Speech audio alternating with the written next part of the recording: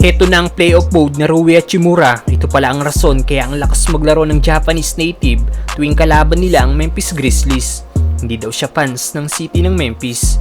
Tagumpay nga po ang Lakers na may extend sa 5 winning streak ang kanilang panalo matapos sa talunin nila kanina ang Memphis Grizzlies sa skoro 136-124. May 41-32 na record na ang Lakers ngayon at isang panalo na lang ang lamang sa kanila ng pangwalo sa West na Sacramento Kings.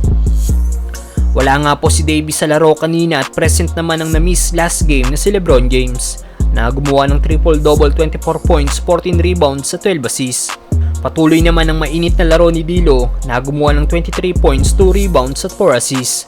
At ang naging leading scorer ng Lakers kanina laban sa Memphis Grizzlies ay si Rui Hachimura na nagtala ng 32 points at 10 rebounds, shooting 7 of 8 sa 3-point area.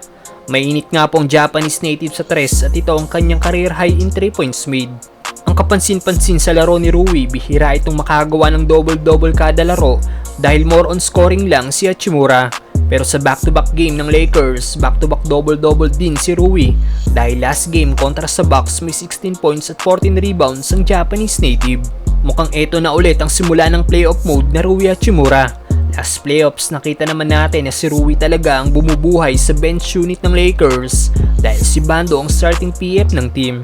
At after ng game kanina sa post-game interview ni Rui nang matanong ito kung bakit palagi na lang daw maganda ang nilalaro niya sa home court ng Memphis gaya last playoffs, sagot ng Lakers forward ay hindi raw siya fans ng city ng Memphis. What it is about you in this building, but game 1 last year you scored 28 points at 5 threes. Game 2 you have 20-10. You know, I'm not gonna lie, I'm not a very big fan of the city, but Narito ang naging highlights ni Rui laban sa Memphis Grizzlies. Ginawa kagad asintahan ni Rui ng kanyang mid-range jumper si Santi Aldama. Inulit pa ito ni Hachimura at sa baseline naman tinirahan ng forward ng Memphis. Kahit ang top shot na ito ay naipasok pa rin ng Japanese native.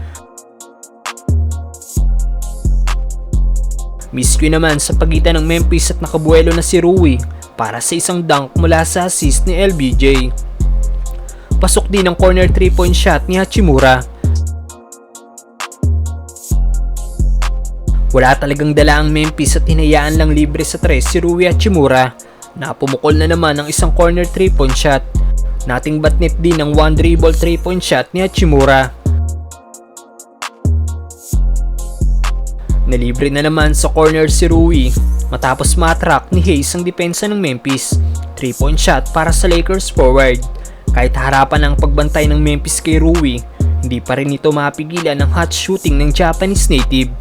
Ayon pa nga po sa commentator ay hate o may galit daw si Rui Hachimura sa Memphis Grizzlies. man, he hates the Grizzlies. Ano masasabi nyo sa laro ni Rui Hachimura mga brother?